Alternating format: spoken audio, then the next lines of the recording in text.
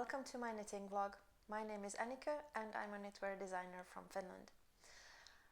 First of all, thank you everybody who commented my previous video about not being beige and knitwear designing. I've had some very lovely conversations. Thank you all. So today I thought that I'd show you a few of my favorite tools. Sorry, my English is again non-existent. So maybe I'll start with one of my favorite tools, or well, maybe that's just not one, I have a few of them. So as someone, or actually it was Elizabeth Zimmerman that pointed out that you'd need wool, needles and hands for knitting, I want to talk about needles. So my favorite needles are, wait a second, I'll have all things just all over the place, they don't have any needles in them. Chaogu red lace. Why? I'm not quite sure. I think it's because they are surgical stainless steel and whatnot. I like how they feel in my hands when I'm knitting. I like the sharp tips. I hope that it focuses. I like the memory-free cables. I like how it's the material that's coated with. And I like how the joint here, you don't really feel it and it doesn't grab onto anything. So, and I also like the fact that the needle size is etched on these so it doesn't get to wear off. I'll always know what I'm using, except that these days I can't see them. I should get new glasses. Yeah, I also like the design feature that the cable is red. So I have tons of these. And I probably should have invested in the interchangeable ones, but that's something like 200 euros. And well, it's not exactly that I'm not a fan of interchangeable needles, but I haven't used them for a while, so I'll just like the fixed length ones, the 80 centimeters, 32-inch ones. I have most of them as long as these. I knit pretty much everything with magic loop, from cowls to socks to sleeves to necklines, everything. So they work fine. I have a few other needles that are shorter or longer, but mostly in the 80 centimeter length. I have, I think, one that's 120 centimeters that I bought a long time ago for a Stephen West mystery knit-along, shawl knit-along, that I never finished. I think I didn't go past first clue. Well, that's okay. Maybe mysteries are just not for me unless I host them myself or something. Yeah, so I like the steel needles, and but just one thing, they are sharp, and smaller they get, like these ones, these are 2mm needles, the more pointier they also get. So if you knit tons of socks on these tiny needles, then you might get a hole into your, is it index finger? I think so. While we're at it, I'm gonna show you my new sock design. Well, sort of new. These have no name. They are inspired by the bohus knitting technique, but not really. They're just simple colorwork socks. And this is the second pair that I'm knitting. I knit the first ones probably last year, April. And in my previous video, I also said that I have a backlog of knitwear that and knitting patterns that I should finalize and finish and maybe reknit some things and put out for test knit and then eventually release them. So these are one of them. The original ones were in a very vibrant color combo. So yeah, this is not beige. I knit these way back when from yarns that I had in my stash, which is fine. I mean, yeah, that's the cheapest yarn that you'll ever have, the one already in your stash. And I do like them. They're fine. The yarn is Arvetta in I think this one is called Red Squirrel. I'm not sure if this is only just a lilac color, and this is electric yellow, which I hope that the camera doesn't burn, but we'll see. So they look like this. But I thought that maybe I should reconsider my color choices, and it's something in a more muted colorway. So I went with these ones. This is also Arvetta. These colors, it's the white, it's not the off-white, if I can see anything in this light. It's, and with my glasses or without the glasses, it's 100, 135, I think it's actually called Straw. And this is sort of a funky gray, bluish gray, 234. I don't know if I get to the optician next month. Well, it's almost February, so. Oh yeah, by the way, it's the beginning of the Chinese New Year, so Happy New Year. It's also a new moon, if you're interested. And I just read in the newspapers that the planets, or well, not all the planets in our solar system, are visible on the night sky, at least in Finland and the northern hemisphere, without any, what are they called? Well, just without any instruments. Yeah, let's put it that way. But it's cloudy, so I don't have my hopes up, unfortunately. Anyhow, this Arvetta is actually one of my favorite sock yarns. I think they are durable, affordable. They come in, I don't know how many colors, tons. So you should find your favorite ones. And they don't pill that much. Some people have said that they pill a lot, but I haven't noticed. I've had a few socks knitted up from them, and they're just fine. I've used them for years. So that's why I'm saying that they're durable. Of course, if I would use them in my boots daily, I'm not sure about that. I haven't tested that. Maybe I will.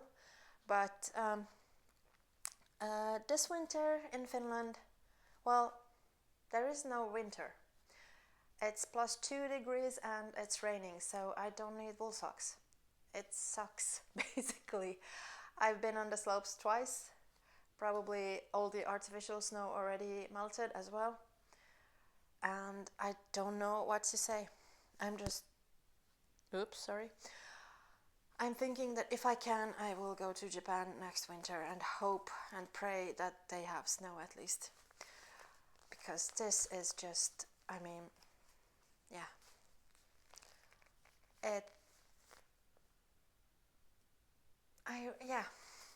I'm kind of lost for words because I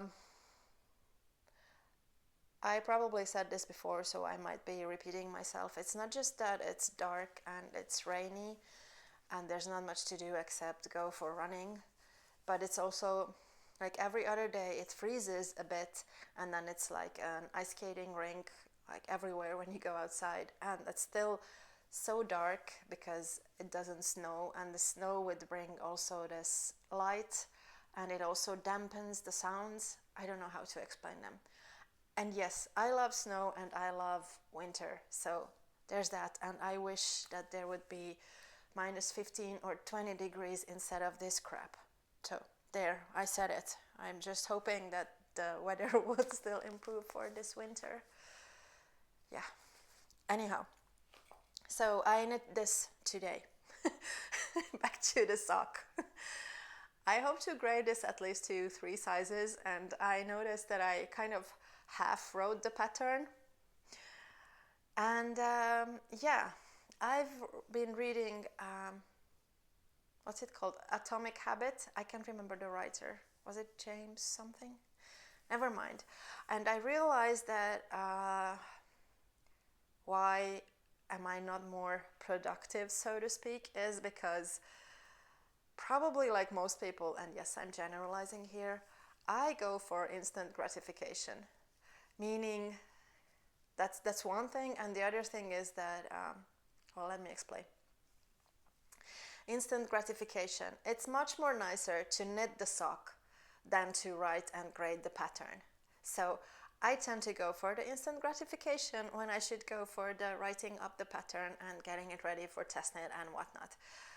Because I can see the instant reward in that oh, it's so nice to knit this socks and come on, look at this, it's so lovely and whatnot, instead of trying to see the future of putting out a pattern and maybe somebody buying that and maybe that making more patterns and whatnot, and actually having a business that sort of thrives.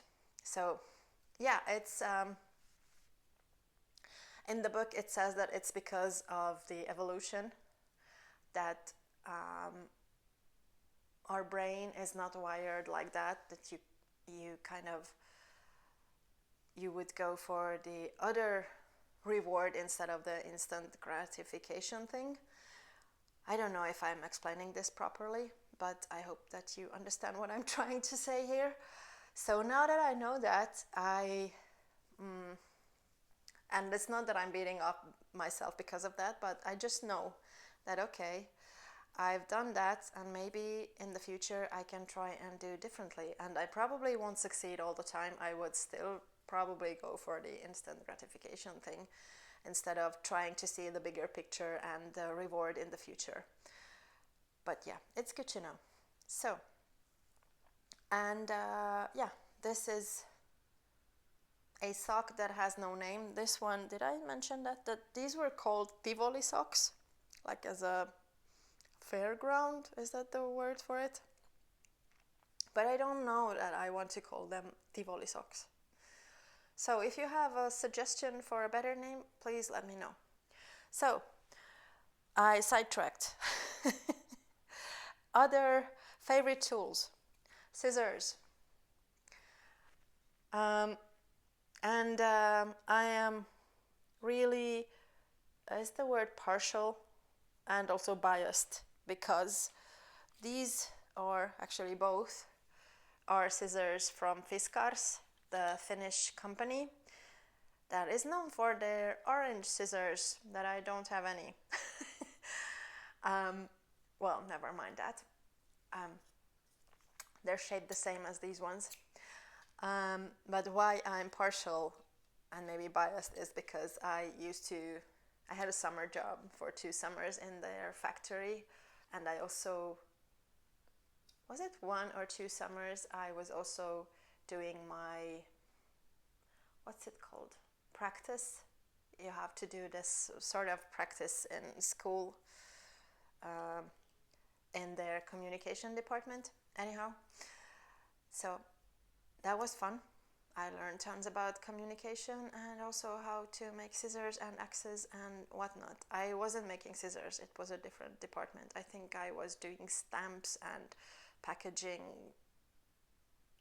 some hedge cutters or whatnot. It's been more than 20 years, so yeah, I don't remember everything anymore. But scissors, they are durable, sharp, and especially these ones work really well for steeking. Yeah, I tend to go with a smaller size scissors for steeking so that it's more precise. These are a bit too big for them. Yeah, I have a third one, a very tiny one, that I tend to take along with me if I go somewhere to visit my mom or, I don't know, abroad, which isn't not that much these days, but anyhow, because I can put them in my very tiny pouch and carry them around. So yeah, I have these ones with me. These are actually embroidery scissors. I like these ones. They have also the ones with the bird and God knows what in multicolors, but yeah, I think these work fine for me. I recommend these if you find these somewhere. What I have in my pouch is, besides the scissors, I have a darning needle, a huge one. Wait, I have to put it like this probably. It's metallic I think it comes in packages of 2. I think it's by Prim, and I wish that they would make one with the bended tip in metallic, but I haven't seen those ever anywhere. I think that they have, at some brand do have them, but I haven't seen them in Finland. I've only seen the plastic ones, and I don't want to buy plastic ones. So I carry this around, this huge one, for thicker yarns. I mean, just look at that. I mean, even with me needing to buy new glasses, I can still see and put the thread through this one. Yep, I have this in the pouch with the scissors, and I have my stitch cords. So I'll mention these, although these are really not my favorite tools. I I tend to get annoyed with these because they don't slide onto the knitwear as smoothly as I want them to. I mean, let's pretend, well, I have these socks here, so maybe these might work actually. They work like this. If you haven't seen them, but probably everyone has them by these days. You put this on to the needle tip like this, and then you slide your knitting off, supposedly. But then this is my problem. They get stuck almost immediately, and no matter how I try to wiggle them, is that the word? They just either come off like this from the needle, or they just don't move anywhere. I'll fix those later on. So sometimes they work like a peach, and most of the time they don't. So I'd rather use a scrap yarn for putting your, or my, what are they? Sleeve stitches on hold instead of these. But I do understand why people like these. These are from the Knitting Barber, but they are the similar, they're actually the same probably than the ones from Petite Knit, and I think Sennes Garn has them as well, and God knows how many manufacturers. And I saw some YouTuber said that you can buy these as a cone or something like that on Amazon for $6, which is nothing compared to these that are something like 16 euros probably. You have 3 in the box, 2 for the sleeves and 1 for the body. And I actually misplaced the box a long time ago. I do have a box, but it's not the ones for this, so that's why I'm keeping this in my small pouch. This is an ancient pouch from Marimekko. They don't make these anymore, but I find it handy, and I just found them somewhere at some point in my drawer after I lost the box for the stitch cord, and they kind of go nicely in here. And I can also fit here a measuring tape. So yeah, a few words about the measuring tape. You should measure yourself with the help of someone else. It's difficult to measure accurately yourself, but if you don't have anybody else to help you, then that's fine. And why you should measure yourself? Well, to determine what size you want to knit of a garment, and how much ease maybe you want in that garment, and so on. How long the sleeves you should have, or the body, or how wide a neckline. I don't know, anything. If you're knitting pants or skirt, then how long you should knit them for. Yeah, all those things. And just another small note that I read somewhere a while ago, that you shouldn't actually measure your swatches with a measuring tape, because this is bending and it might not give you the correct numbers. So I stopped doing that. So what you should use instead is a ruler, one that isn't flexible at all. And they also have the tiny squares 10 by 10 centimeters, 4 by 4 inches that you could just put on your swatch. And please, maybe I should make another episode about how to knit a swatch. Make your swatches large enough. I mean, I said in probably one of my first episodes that my swatches lie all the time, but if they are this tiny, you don't really see anything from those, and your calculations are probably wrong. So there's that. So a ruler or this swatch thingy, I don't know if there is actually a name for it.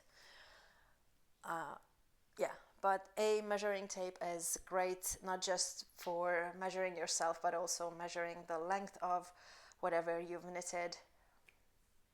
If you still would need to knit a few more inches or centimeters or something in between. So, other stuff.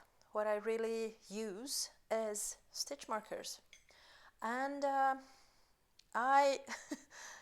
it's kind of funny. I really think that I used to be, and maybe I still am, a snobbish knitter. I mean, I like expensive yarn and expensive tools and whatnot. Well, expensive, it's debatable these days. At least in Finland, everything seems to be expensive. But that's not the case in what comes to stitch markers, because I use these cheap ones from Colorwork. I think that's the brand. The open ones. I think Knit Pro also has exactly the same ones, and probably other brands that I don't know about. I tend to use this for everything. They're great to stick onto your knitting. Oops, I still should fix this. Like this, or put on your needle, or just anything. I do have also fancy ones, a few. I bought these because these are made out of recycled plastic. Oops. It's a Finnish maker called Sukkablokki. A guy somewhere in South Finland, to my knowledge. They have these kind of shapes. This one has coffee on it, and this is a babushka. Just started the Kate Bush song ringing in my head. And he also makes ones from Lego. So these are fun. I use these if I really need to know, for example, the raglan, to differentiate the raglan. What are they? Markings? Can't speak. Never mind. Or just use different colors of these ones to mark the different raglan things. For a better word. Whoops. Some mohair in it. And I do like that he has one. I don't know if they're still available in his web shop, probably. You can go and check them out. Sukkablokki. I think he sends parcels also outside Finland. And he has this stop mark. So this is for the beginning of the round. At least I tend to use it for the beginning of the round. But, there are zillions of stitch markers out in the world. I just like these ones and the other plastic ones. I don't like the metallic ones that much. I do have, wait a minute, I can show you. I have, if I can find them, yeah, they're next to me. Just a sec. I have these ones from Coco Knits. They're called precious metal stitch markers, and they are, whoops, sorry, there's the magnet, so it's kind of difficult to get them out slowly. These are one version, then you have two other versions which are fixed round ones, smaller and larger. Let's see if I can dig them out. I use these when I run out of the other ones, which is very rarely, or if I need very many of them for, I don't know, a Colorwork yoke with a very few stitches. So I don't know if you can actually see these. Just two different shape or size rounds, metallic ones in different colors. Something like this. Yeah. They're fine. I have no issues with them. I like that it comes in this cardboard box. But like I said, I tend to use the the cheap plastic ones. So, what else? Um, I think one of the best tools, or maybe it's not a tool, hard to say how to name those. Well, let's call it a tool for a better word. But what I like to use for my knitting, or when I'm knitting, or yeah, or just anyhow, is a notebook and a pen. I find this really useful. I write down my ideas. I draw patterns occasionally. I also try to draw the actual design. I mean, I suck at drawing, but nobody else needs to see it. I just have to see it and you know, remember what I was thinking about. And yeah, I just grabbed a new one, an empty one, so you don't see my lousy drawings. This has squares, tiny squares. The funny thing is that the notebooks in Finland with squares, they are a lot larger than these squares. So I ordered these online. I never seen these anywhere sold in Finland. Anyhow, these are the Moleskine whatever notebook. Probably I can get these for cheaper from somewhere else, but I like the paper. And yeah, although I should probably follow, what was her name? Natalie Goldberg's wisdom and buy cheaper notebooks, but that's more about writing. That it's better to write in cheaper notebooks because you don't put so much, what's the word for it?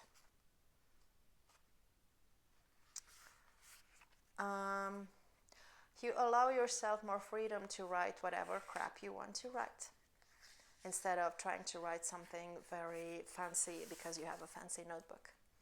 I hope that makes sense. Anyhow, so notebooks. If I would still be knitting other people's patterns, I probably would not have a paper pattern, but I would probably make notes in my notebook. And probably you could do that in an application as well. I can't remember the ones that people are using. Knit something. But I just like the paper and pen. I'm old and old school. Yeah. So, anything else that I want to show you? Oh yeah, this tiny thing. Yeah, this is plastic as well. I'm pretty sure that there's a name for this, but I have no idea what's it called. This is a thing meant to use for Colorwork. But, wait, I really should fix this. I'm not using it anymore that often, at least. I'm just using my finger, and now I only have one color left, but let's pretend that I have a few colors here. So this is how I would be knitting Colorwork, just holding my yarns like this. But if you're new to Colorwork, then this might help to control your yarn and the tension. So you place the yarns here. Can you see it? Close it, and then you just knit. I don't know if this works with picking. Is that the word if you're knitting the English style? Probably it does. But with continental it works just fine, and you can use at least 3 or 4 colors. But mind you, I don't really understand why you would knit with 3 colors, except that I just tried 2 nights ago for 2 rounds, and that was enough. I think I can get nice patterns with 2 colors and less of a hassle. So yeah, this is no, it's not a thimble, that's a different thing. Anyway, They have these also in metallic and silver that are very expensive, and they have the one with the closed tip. I don't like those. I think that they're also made by Colorwork because your finger will start to sweat. So if you're interested in this one, get this one with the open top. Yep, that's about it, I think. A few other things. I have this hat that I knit already maybe in December.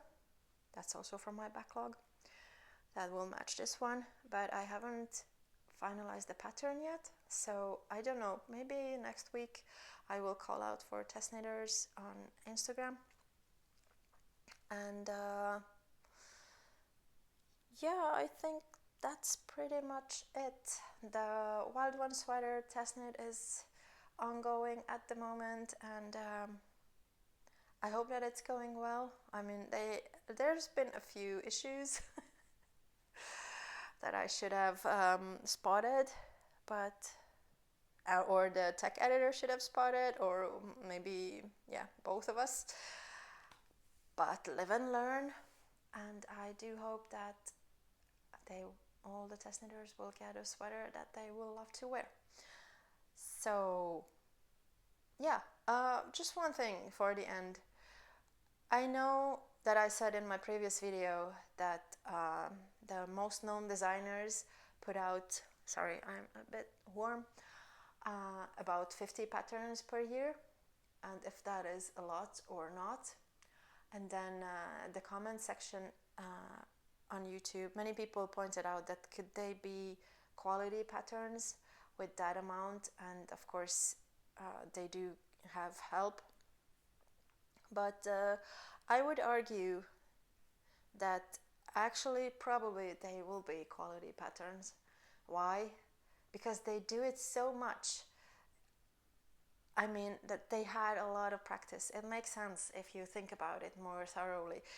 It's, yeah, of course they can be variations of the same theme, but if you're writing patterns all the time, if you're grading all the time, if people are knitting your patterns all the time, then you have a certain knowledge of how it's done. So let's put it this way. Putting out so many patterns does not necessarily or at all mean lack of quality. I would say that it might actually mean the opposite. So I'll just leave it at that.